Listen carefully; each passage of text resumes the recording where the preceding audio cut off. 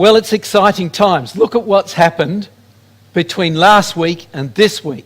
A little more on that in a moment. But we live, don't we, at a dramatic time.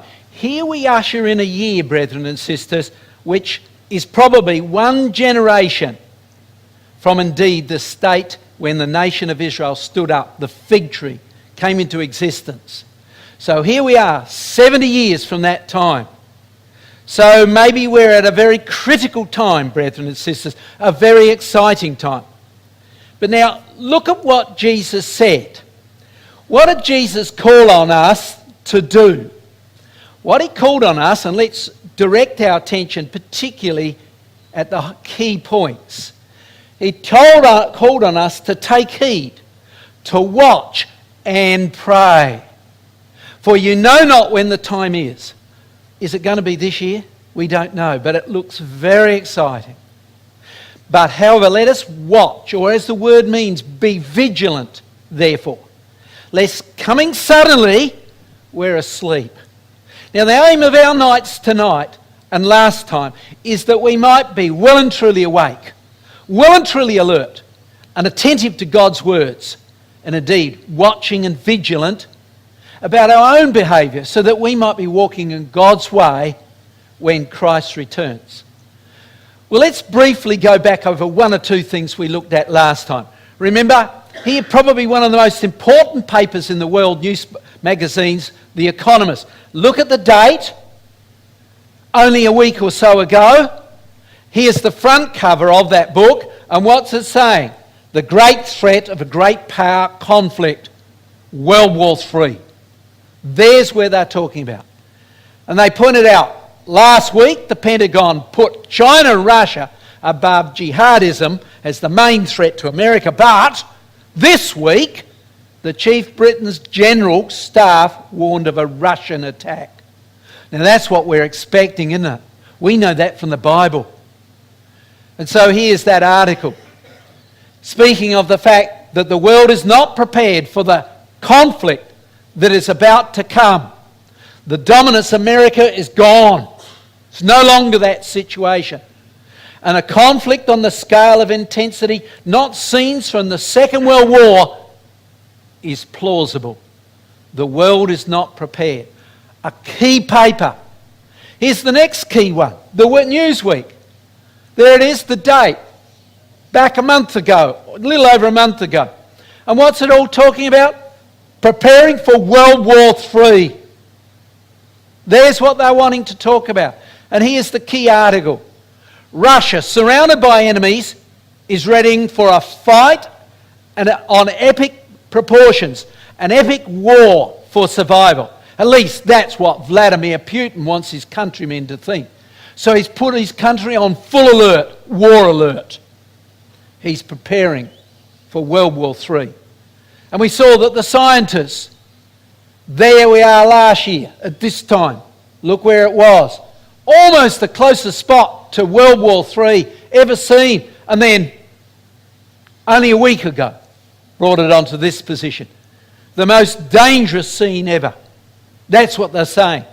And look, we left last week, and now this week, Dow's biggest fall ever. That's what they said. Of course, it bounced back up. But there's the headlines of the paper. A 1,500 point plunge. Apparently America lost in trading in that day over $1 trillion. 600 billion in our market. Staggering changes. Instability on all sides. Now, the scripture tells us this. We could turn it up, but let's not. It's here. Behold, Yahweh maketh the earth empty and maketh it waste. As with the servant, so will the master. That's going to be the scene. The master, the servant, equal. As with the buyer and the seller, equal. As with the lender, as with the borrower, equal. As with the taker of usury, so the giving of usury. The land shall be utterly empty. Yahweh has spoken his word.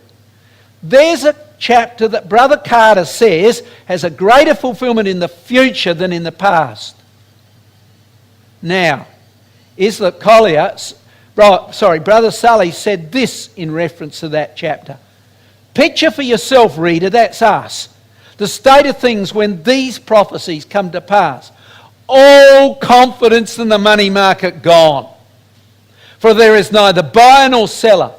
All stocks and shares worthless. No banks. Scarcely any money. Little or no bread. There it is, brethren and sisters. There's the scene going to come. But Brother Sully's comment was, we won't see it until we go forth with the Lord Jesus Christ from Sinai. In other words, immediately after we're gone, he believes the collapse will come. Now think of that. Look at what we saw this week. Oh yes, it was a bounce. It's coming back, the share markets around the world. But it's looking grim. And any moment it could go. We know that. The scene the world is in is chaotic. So time is short. Well, let's now come across particularly to Europe. Well, the time seems to be very short. We said this before. Every sign of Christ's imminent return seems to have moved ahead in the last few weeks indeed.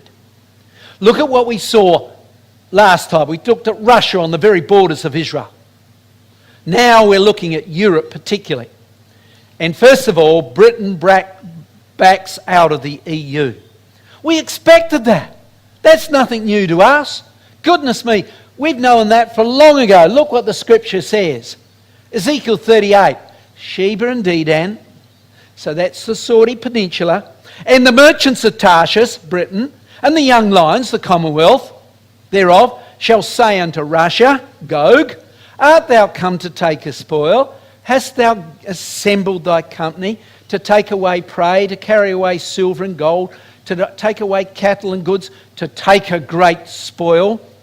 So Russia comes into the Middle East and is opposed by the Tarshian powers and the Saudi powers, the Sunni Arabs, as we know, and we talked about last time.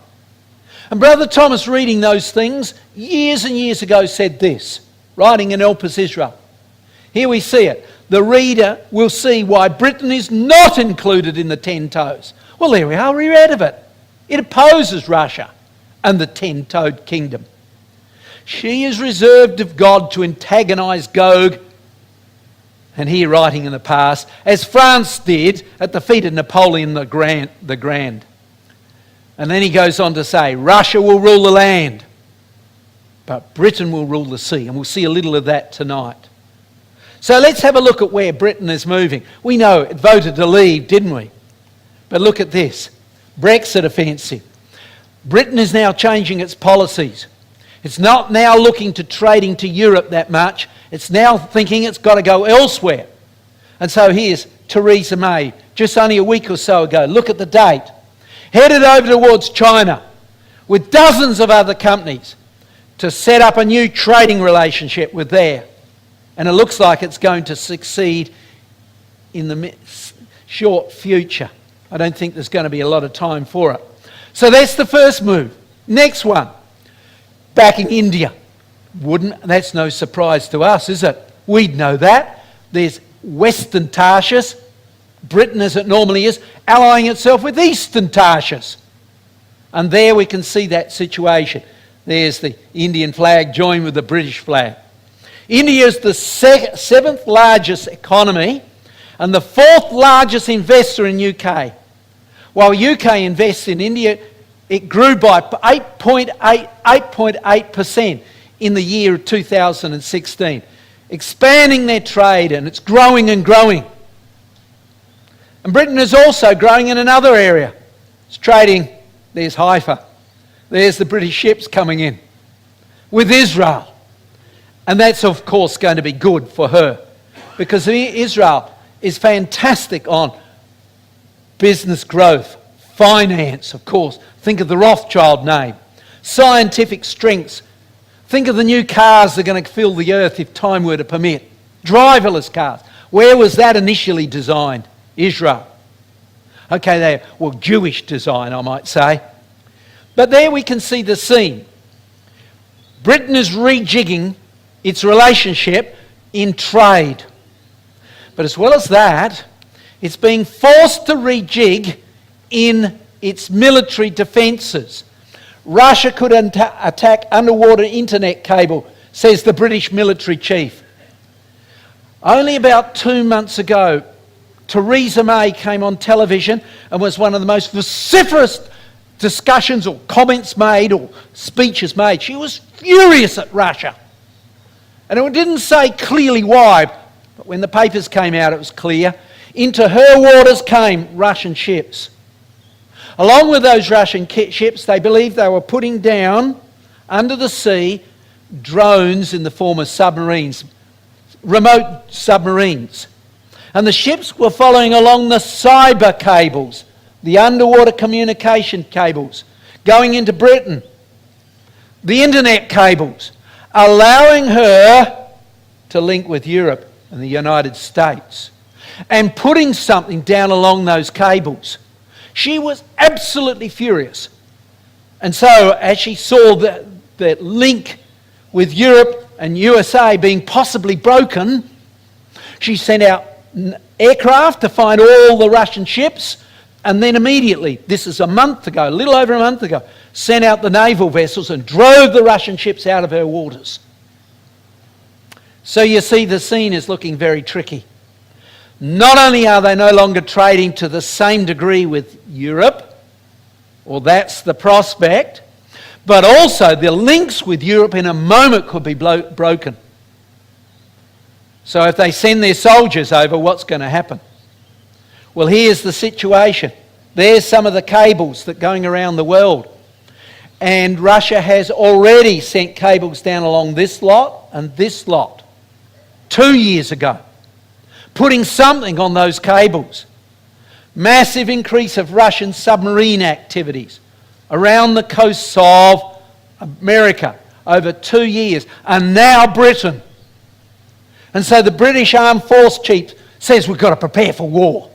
Look at the date.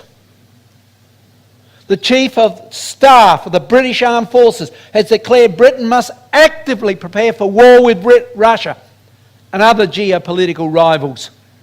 Things are looking very, very tricky. And so Britain is acting. UK builds radar systems to protect the skies. What from? Russian aggression.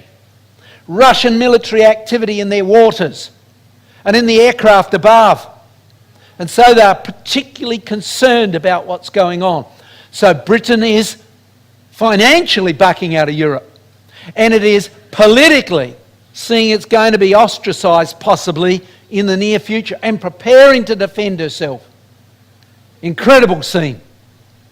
But now, Russia rallies her armies. What do we expect? We know Ezekiel 38 off by heart almost. Son of man, set thy face against the land of Magog, Central Europe, and the prince of Rosh, Meshech and Tubal, and prophesy against him. And later on it talks of Gomer, allied to the power of Rosh, Meshech and Tubal and Magog. So put that on a map. What do we see? Here it is. Taking that verse that we looked at a few moments ago, Rosh, Meshech and Tubal. There's the Russian territory. Later on in the same chapter it speaks of this power being toward the very north, just south of the North Pole. And of course it is. And here is the rest of Europe. So almost all of Europe will be allied to Russia. That's what we're told. Not Britain, obviously. We know that from what we've already seen. So the situation's going to develop in the Russian area. Here's what Brother Thomas said in Exposition of Daniel. Listen to these words. There never has been such an age of conquest as that which will soon open upon the world. And as to the establishment of European freedom and independence, the war to be initiated is the setting in of an overwhelming inundation that will submerge them under one of the most terrible and scorching despotism that have ever wrung the heart of nations. Russia will move in and take control of Europe. There's the scene that he anticipated then. But now, brethren and sisters, look briefly over this year.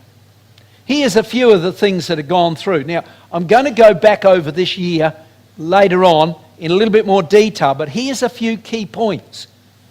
Russian military, over 1 million. Another 2.4 million can be called up. Brings potentially about 3.5 million soldiers. Russia's biggest war games was last year. Right on the borders of Europe. We'll look at this in a minute again. 100,000 troops placed, look at the date, actually September the 10th to the 22nd. And there's the Economist again speaking about that. They said it's a World War III threat. Russian troops won't leave after the war games. Oh, Russia said it would. They pulled them out, and as they pulled the soldiers out, when they went back, the trains went back to get more, there was more soldiers on board. They pulled out the active soldiers, and it appears that they put in reservists. So the 100,000 is still there. More on that in a minute. Oh, sorry. So, Putin unleashes a massive fleet into the Baltic Oceans, and Russia prepares to attack America over the North Pole in that direction. More on that in a minute. So, Russia could cut off the internet to the North Atlantic Treaty Organisation countries in Europe. That's what they're worried about. Cutting the undersea cables. Here's the ships off Britain. And so Europe could be cut off from its help from North Atlantic Group, from America, from Britain. Will they send their soldiers into Europe where they could be attacked? And where they've got no links back to home and command back in Britain and America. There's the fear that they have. So now, NATO begins to break up. The first part of it. North Atlantic breaking away from the rest of Europe. So Europe rewrites, oh yes, in fear. In fear for the moment. And so coming back to those quotes we looked at before. There we are, we expect, don't we, these countries to be allied together, to be united together. And Putin now builds up in the areas off Estonia, Latvia, Lithuania, the Baltic states, Poland here. Huge numbers which were further increased this year. Further increased this year. Now, look at this little country here for a minute. Kaliningrad. Centre your attention on there. Let's have a look at it. There's Germany. There's the Baltic Sea. There's Sweden. There's Poland. Okay, now into that area, look at the date. Only a day or two ago. Russia has deployed nuclear-capable Iskander missiles, more than she had before, and are going in permanently in its enclave in Kaliningrad. Now, Kaliningrad was a little territory that when Russia retreated out of Europe, Russia never left. All of Europe, there it is, became independent, didn't it? The Iron Curtain came down, but not this little tiny territory there in that blue ring. Not much bigger than Tasmania.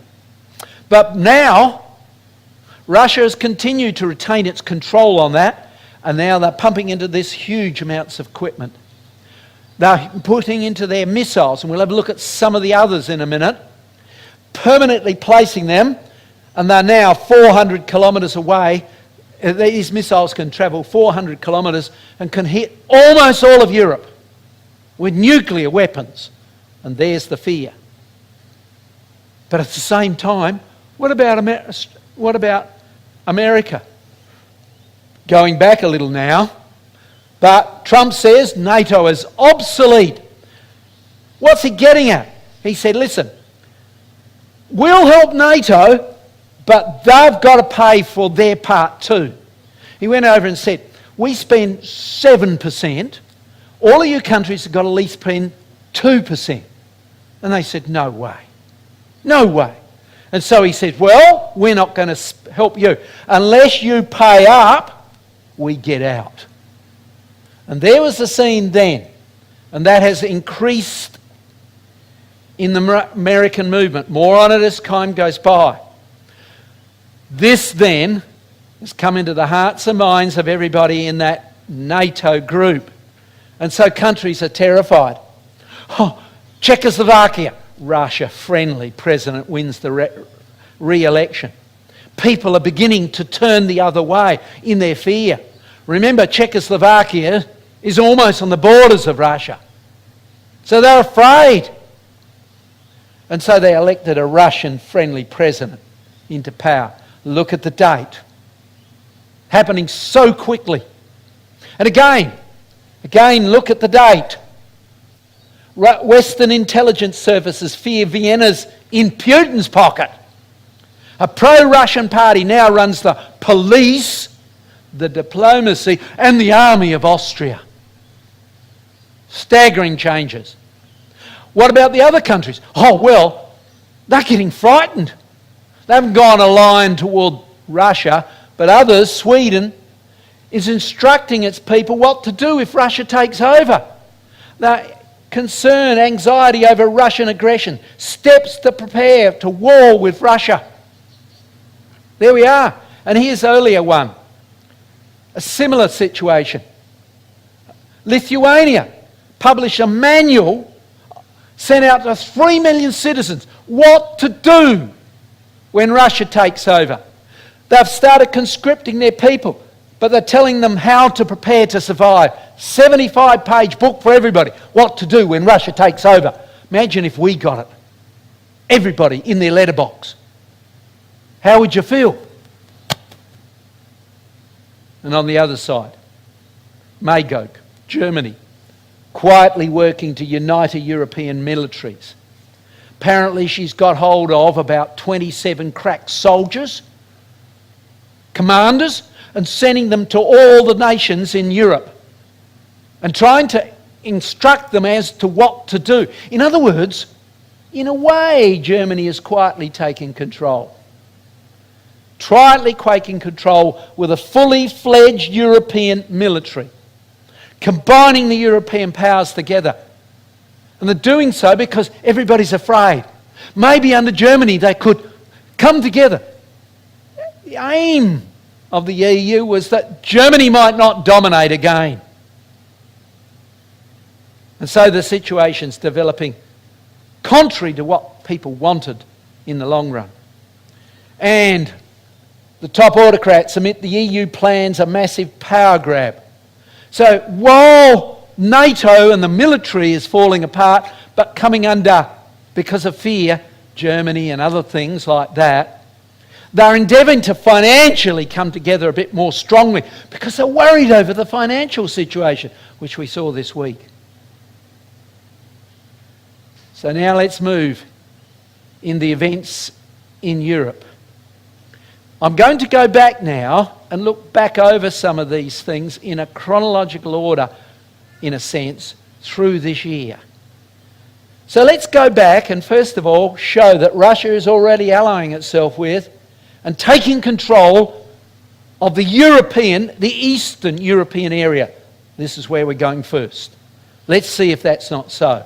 Come back with me quite some time, a year and a bit. And Russia, who's already attacking Ukraine, has now put another 55,000 troops on its border, preparing for war. And then Greece, who's had economic problems, gone to the EU for help, is now really getting into the same situation and is now looking for more financial assistance. Now Greece is back in debt crisis, so to speak.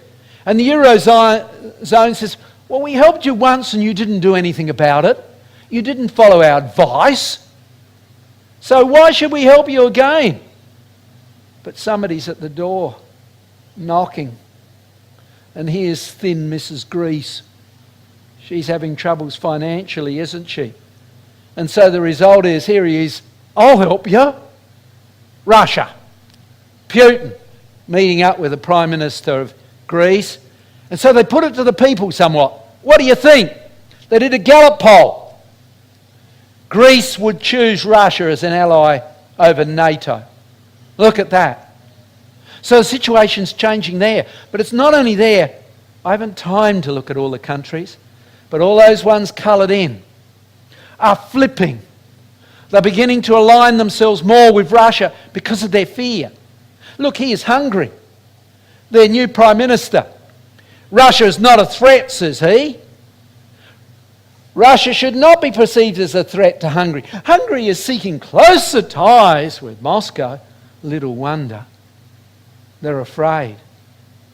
Remember, nobody would spend over 2% a little while ago. Armaments are well behind what it should be. And here's America saying, well, should we help you? And so let's come back to Kaliningrad. Tensions rise surrounding Russian exclave of Kaliningrad amid build-up of military forces. So this was bumping up last year. Now it's growing more. And the chief of NATO said, I can take all of those countries, Estonia, Latvia, Lithuania. Russia could take all of them in 36 to 60 hours. I showed you that last year. But it's still very true. Very true. And those countries are very fearful. As I pointed out before, that country down there has also printed another book telling everybody what to do, like Sweden is now talking about doing. And it's done a second copy to everybody there. And here, Poland. Russia is not a threat. It is a threat to all of Europe. And so she's terrified. She said, we've got to have American troops here to prevent a Russian attack. So guess what? In they came. British troops from NATO, the biggest show of force against Moscow since the Cold War.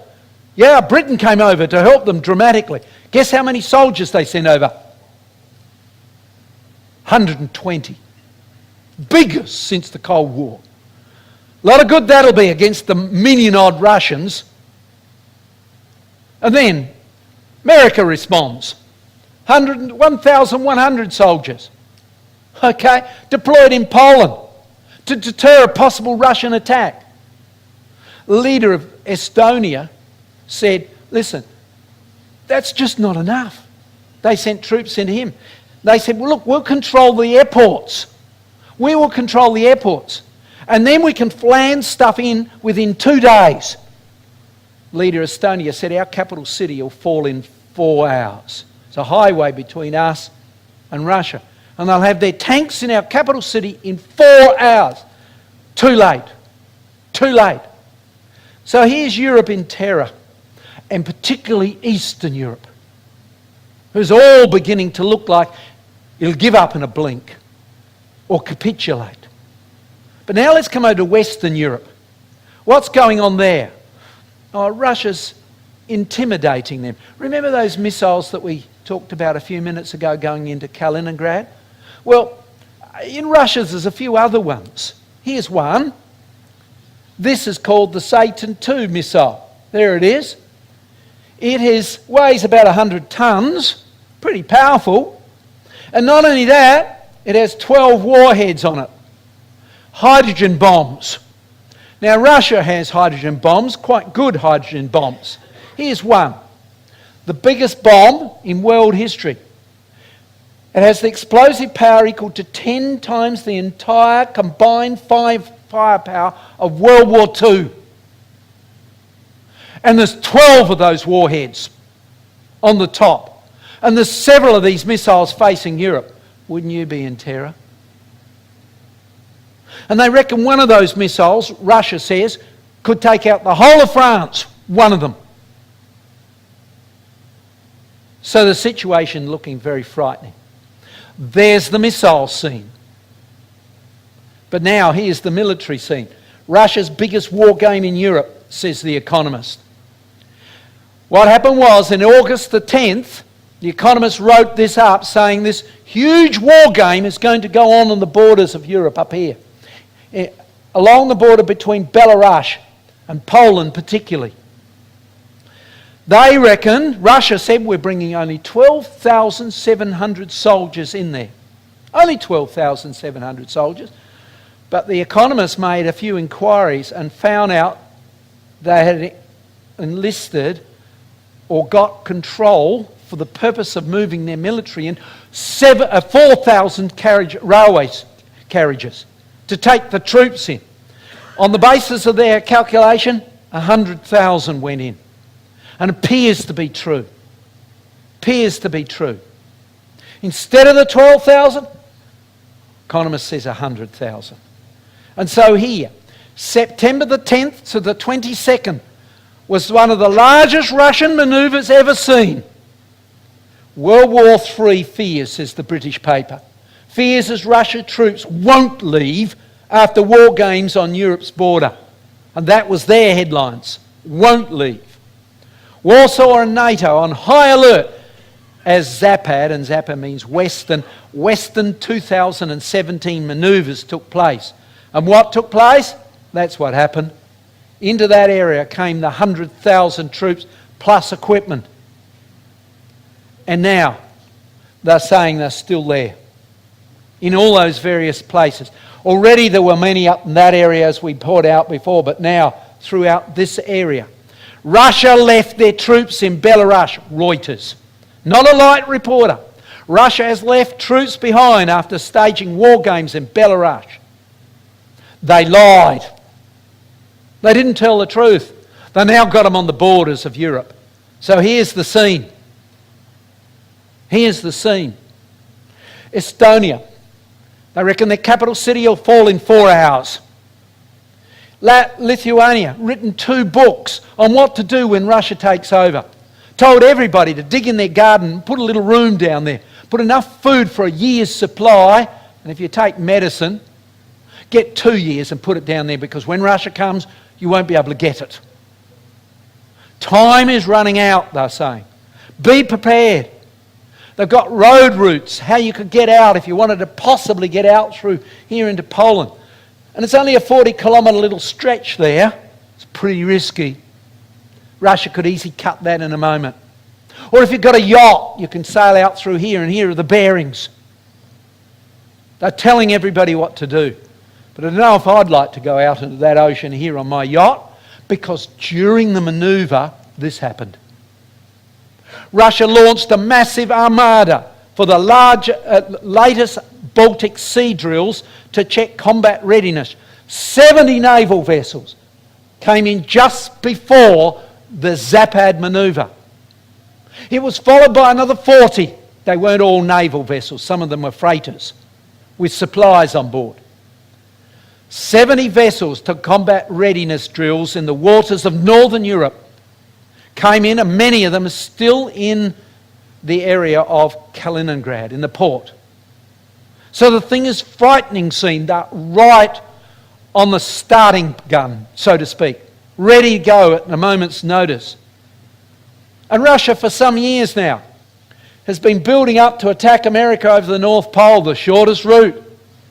Missiles and aircraft and such like to come in across Alaska into USA if necessary. The scene is indeed quite frightening. We don't hear about that over here, but in Europe they do. And little wonder many of them are very concerned. Very concerned as to where things are going. Now, I've used this cartoon before, but the point is still there. Here's the NATO countries and the Baltic countries. What have they got?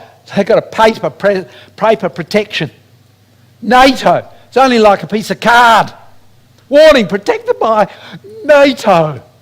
And NATO's falling apart. NATO allies has put 4 battalions on the eastern border with Russia. Number 31,500. Did that a year ago.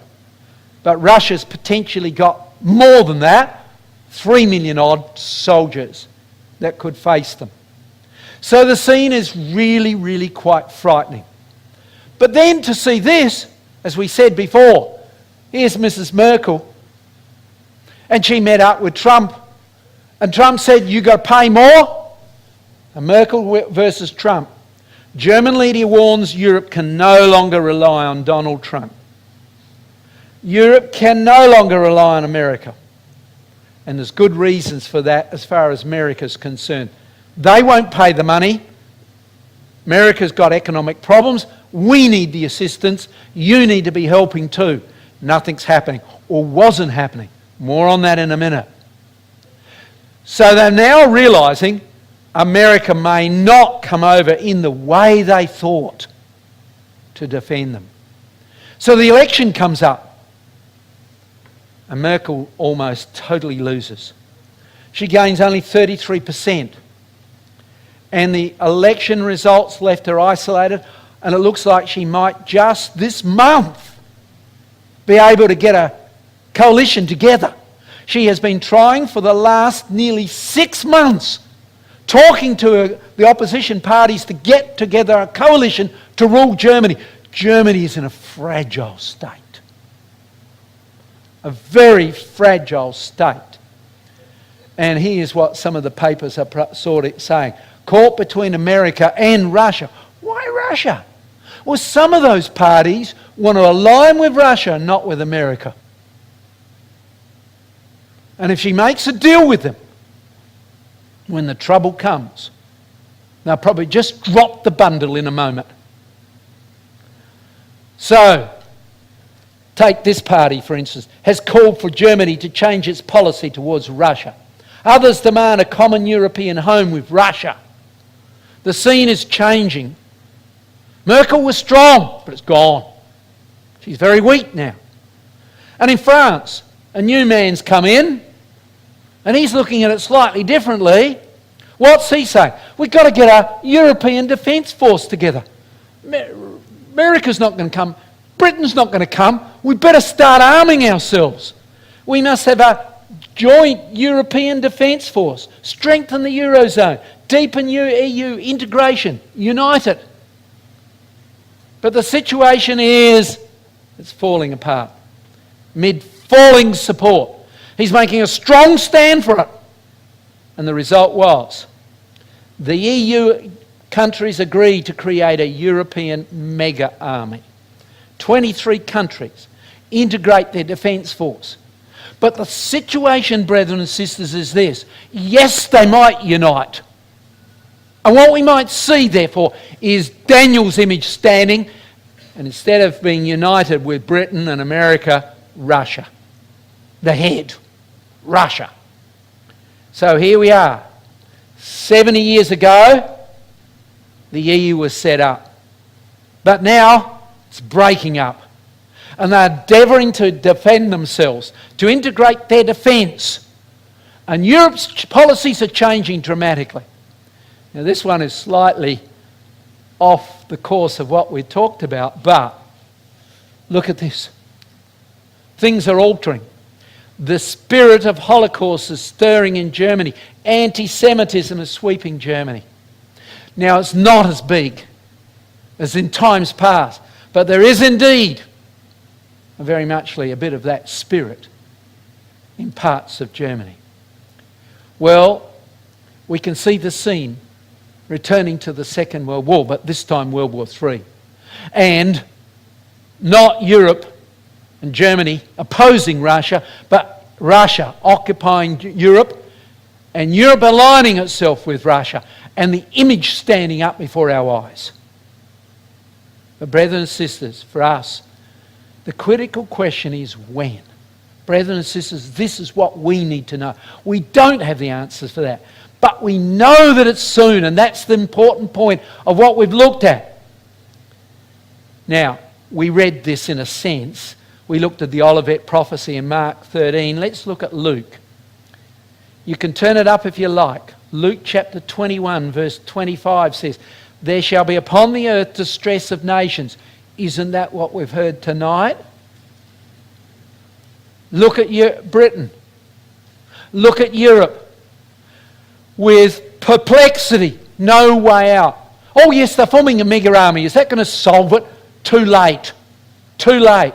Men's hearts failing for fear. Ask the leader of Estonia. 4 hours and we're gone. And for looking after those things which are coming on the earth. They can see the scene. Surely that's what we're seeing. But then he goes on to say, when these things... Now look at that word there. Begin. Has it begun, brethren and sisters? When these things begin to come to pass, then for us, look up. Lift up your heads. We've got none of the morbid feelings that Europe has in its fear. Lift up your heads, for your redemption draweth nigh. It's just around the corner. How long have we got? Well, I want to look at, particularly for a minute, America. I haven't looked at it before, but in a funny way. Well, not a funny way, but in a different way. America is now totally distracted. What's bothering it is this: on the brink of war. Can it come to Europe's aid? I want you to answer this question as we look at some of these facts. So we bring things to a close ultimately. North Korea's situation more concerning than ever after the new tirade. And remember, we looked at the doomsday clock. And the closest to doomsday was 1953. That was the Korean War. And it's back on the list. That's where the doomsday clock sits. They are really afraid. And so the situation here is North Korea vows it can hit Guam and places like that. There are 4 missiles that take out the island. You know, we're ready for a little bit of war. We got our soldiers together. And so things are moving on. Then they let off an H-bomb.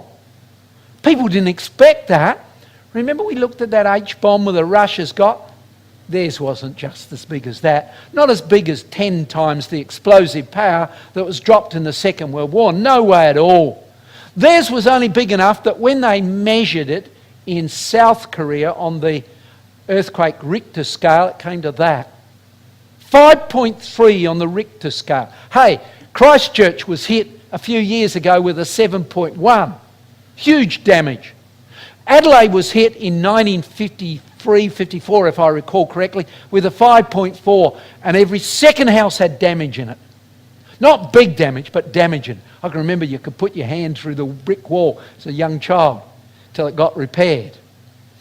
That's the size. And it was felt in the next country. There's the bomb they've got. All right? And then they launch a missile. Here it is, North Korea missile launch. It's ICBM capable, intercontinental ballistic capable. It could travel at about 4,000 k vertically, but it could travel at least 10,000 k. It could go into orbit. The only problem is re-entering in. And it looks like they got it reasonably right. It didn't burn up. Vertically coming in, 14,000 kph will burn up. If they can get it down an angle of about 45 degrees, they can get it in at 7,000 kph. And it won't burn up. And then we can hit. And they could hit Darwin. That's what they claimed. It could hit maybe much of Australia. In fact, it could go into orbit and hit anywhere. Crazy. America's scared. World War III, US Army prepares for North Korean invasion as nuclear row escalates. They're worried about it coming into South Korea. They're worried about problems taking place. And so here's Trump saying, we've got to prepare for this. We've got to get ourselves ready for it. Well, brethren and sisters, here's a time of perplexity. No way out. America's not going to come to Europe's aid. No way. Not while this threat is at the back door. I'll tell you a little other thing. Twice, very wisely, Trump has been to the UN and asked the United Nations to vote that nobody trades with North Korea. Twice he's done so. And he got everybody agreeing to buy nothing from them. Let them economically go destitute, except for 2 countries, Russia and China. Who's behind North Korea? Russia said, we'll buy anything you like. Why? Because it's debilitating America. America's not going to come to Europe's aid while this threat is at its back door. So, brethren and sisters, he comes suddenly, doesn't he? Remember Luke 21, or the quote that we've just looked at. Look what it says. Behold the fig tree. Israel came into existence when? This year, 70 years ago. 70 years, Psalm 90, verse 10, the period of a generation. Behold the fig tree. and all the trees, when they now shoot forth, verily I say unto you, this generation, and that's many of us, shall not pass away before it's all fulfilled. We're living at that time, brethren and sisters.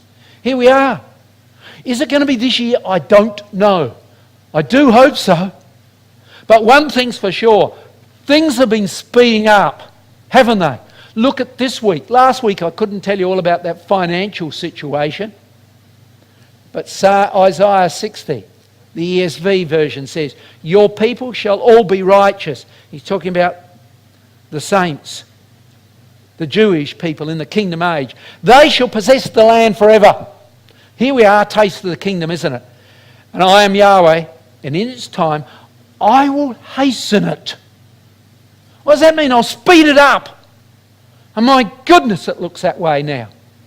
I've never seen it like this, brethren and sisters. It's speeding up like we've never seen it before. Now, my appeal, brethren and sisters, we need to be watchful. Remember what we said before.